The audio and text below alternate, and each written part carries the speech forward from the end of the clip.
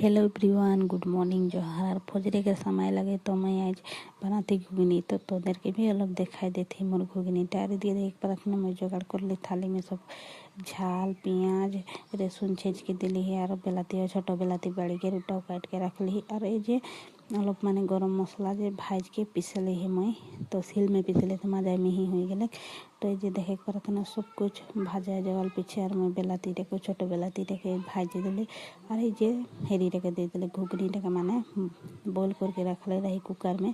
4-5 सीटी मरवाई रही तो ওটা এখন दे दिले यहाँ ठार दिली बेसी परफेक्ट तो मैं बाने नहीं जानी ना घर में जेरकम माने मैं बनाए खेल जो उनको मैं दिखाई देती तो के रेसिपी बोल के ना सच बार मैं बना ली तो संगे वो लोग शेयर कर दिली और एरकम ही मैं बनाए खावी तो भाले लगे है खाई जने तो गैस तो नहीं अलग ट्राई कर बारे दिए देखा तो हानिकर बाबूटा के गोलू मुलूले सुंदर आले ने कितना मज़ा देखाते बाई गैस।